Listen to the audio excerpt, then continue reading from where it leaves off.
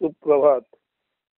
आत्मोपनिषद ग्रंथ संतपाद प्रकरण पान 81-82 वरच काव्य आज आपणा पुढे उलगडून दाखवत आहे. संते आपुले ठाई असावे निश्चळ, जना आशीर्वादावे प्रेम भावे. म्हणजे संतांनी ते जिथे आहेत तिथेच राहावं. शक्यतो गृहस्थ संसारी माणसाच्या घरी जाऊ नये. ते जिथे मुक्कामाला असतात तिथूनच त्यांनी आपले आशीर्वाद रूपी आत्मतेजाचे किरण लोकांसाठी बसल्या जागेवरून सर्व जनमानसामध्ये किंवा सर्व गृहस्थांमध्ये प्रक्षेपित करावे. शक्यतो संतांनी गृहस्थाच्या घरी जाऊ नये. संत जिथे असतात तिथूनच त्यांनी आपले कृपाशीर्वाद रूपी तेजस्वी किरण लोकांसाठी आशीर्वाद म्हणून प्रक्षेपित करावे. असं ह्या संत काव्यामध्ये संत काय करतात किंवा संतांकडून काय करणं अभिप्रेत आहे हे एका संत प्रवृत्तीच्याच माणसाने सांगितलेलं आहे. अर्थ नीट समजून घ्या. जनकल्याणाकरता संत पृथ्वीवर अवतरत असतात. जनहित व जनकल्याण मनी धरून ते गृहस्थाश्रमी संसारी माणसांकडे अवचितरित्या म्हणजे अचानक अतिथी रूपे प्रकटतात.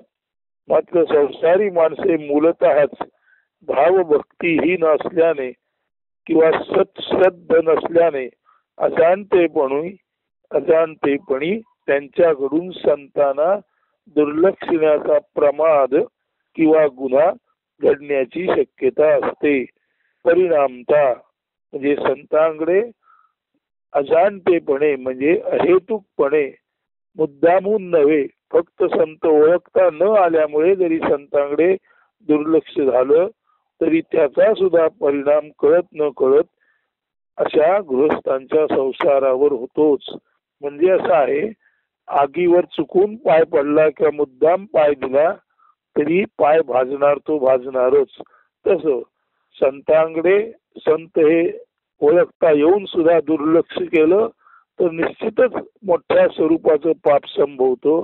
परंतु आपल्याकडे आलेला संत आहे हे न ओळखता आल्यामुळे जरी संतांना ओळखता आलं नाही म्हणून जरी अजाणतेपणे दुर्लक्ष झालं तरी सुद्धा संसारी माणसाचा जो संसार असतो तो विस्कटतो. म्हणजे त्याच्या संसारामध्ये त्यांच्या जीवनामध्ये विघ्न येऊ शकतात.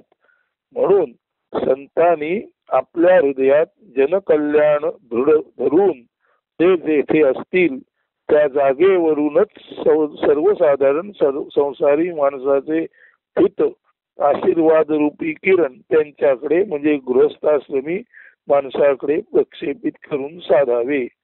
म्हणून संतांना जरी सर्व जनमानसाची काळजी असली, सर्व संसारी लोकांना ते मायेत कसे आहेत आणि मायेपासून कसं दूर यावं हे सांगण्यासाठी जरी ते आतुर असले तरी शक्यतो संसारी माणसांना संत लोक ओळखता येत नाहीत. आणि संत ओळखण्यामध्ये चूक झाली, अगदी अजाणतेपणे जरी संतांकडे दुर्लक्ष झालं तरी संसारी माणसांचा जो गृहस्थाश्रम असतो त्याच्यामध्ये विघ्न येतात. आणि संसारी माणसाचं कल्याण व्हायच्या ऐवजी संसारी माणसं जिथे असतात तिथून अधिक खालच्या पातळीवर म्हणजे अधिक अवनत स्थितीत येतात. म्हणून शक्यतो संतांनी ते जिथे असतात तिथूनच जनकल्याणाबद्दलची आपली जी दृढ भावना आहे ती आपल्या आशीर्वाद रूपी मनोगताने हृदयामध्ये मनातल्या मनात सर्व जणांचं कल्याण व्हावं असं सांगून आणि सर्व जणांनी कसं वागावं याचं सूचन सुद्धा त्यांनी मनातल्या मनात करावं. कारण संत हे एवढे सक्षम असतात की त्यांनी मनोमन जे म्हटलं ते कितीही लांब वरून म्हटलं कितीही दूर वरून म्हटलं तरी मनोमन गृहस्थाश्रमी लोकांचं केलेलं शुभ कल्याण रूपी आशीर्वाद रूपी मनोमन केलेलं चिंतन आणि त्या चिंतनातून उमटलेले संतांचे चैतन्य रूप किरण संतांनी जागा न सोडता सुद्धा ते किरण जनमानसावर गृहस्थाश्रमी लोकांमध्ये प्रवेश करू शकतात आणि संत आपली जागा न सोडता सर्व जनांना आशीर्वाद रूपी ज्ञान रूपी किरण देऊन सर्व जगातील लोकांना ते अनायासे मुक्त करू शकतात. मात्र संत जर गृहस्थाश्रमी माणसाच्या घरी गेले तर गृहस्थाश्रमी माणसाला संत ओळखण्याची कुवत नसल्यामुळे अजाणतेपणी अशा लोकांचे संतांकडे दुर्लक्ष होतं आणि संतांद्वारे होणारं कल्याण तर दूरच राहतं, परंतु संतांकडे दुर्लक्ष झाल्यामुळे गृहस्थाश्रमी माणसाला नुकसानच सोसावं लागतं, आपदा विपदा यांना तोंड द्यावं लागतं. म्हणून संतच सांगतात की अहो संत जन हो, संतच आपल्या सर्व बंधू संतांना सांगतात अहो संत जन हो, आपण आपली जागा न सोडता बसल्या जागेवरूनच जनकल्याण रूपी आशीर्वादाची किरणे आपल्या तेजस्वी हृदयातून सर्व लोकांकडे पाठवावीत. म्हणून या काव्याचं शीर्षक आहे संते आपुले ठाई असावे निश्चळ, जना आशीर्वादावे प्रेम व्हावे. म्हणजे संतांनी आपली जागा न सोडता बसल्या जागेवरूनच सर्व जनांना आशीर्वाद द्यावेत.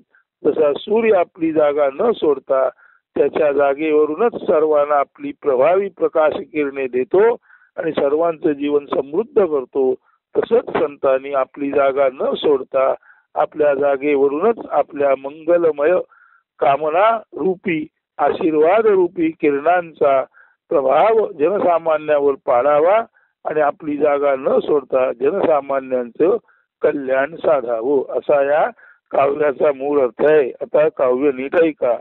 संते आपुले ठाई असावे निश्चळ, जना आशीर्वादावे प्रेम व्हावे, असं शीर्षक आहे. आता नीट ऐका.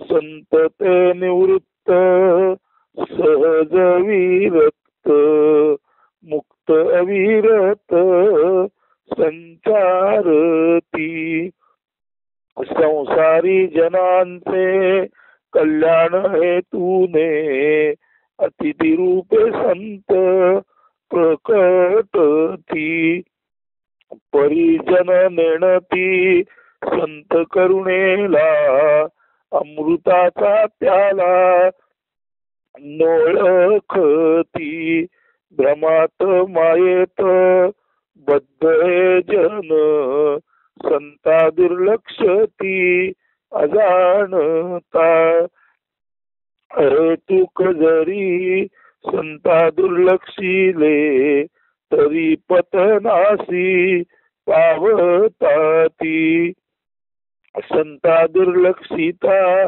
ईश्वराचा कोप संसार निकोप विस्कट तो न जावे गृहस्था घरी संत जनी, जरी करुणा भाव असे मनी, संते आपुले ठाई असावे निश्चळ, जना आशीर्वादावे प्रेम भावे. म्हणजे जरी करुणा भाव सर्व जनांबद्दल मनात असला तरी संतांनी जनांच्या घरी जाऊ नये. आपण असलेल्या ठिकाणावरूनच आपला करुणाभाव रूपी आशीर्वाद रूपी जो आपला संदेश आहे, तो आपला आशीर्वाद आहे, तो त्यांनी आपल्या हृदयातून आपल्या तेजस्वी किरणाद्वारे लोकांपर्यंत पोचवावा. जसा सूर्य आपली जागा न सोडता सर्व जगाला किरणे देतो, तसा आपल्या मनातील सर्वांबद्दलचा करुणाभाव व्यक्त करताना संतांनी आपली आशीर्वाद रूपे किरणे आपली जागा न सोडता सर्व लोकांसाठी प्रक्षेपित करावी. याचा अर्थच संते आपुल्या ठाई असावे निश्चळ, जना आशीर्वादावे प्रेम व्हावे. अस्तु. धन्यवाद. सुप्रभात. शुभ दिन.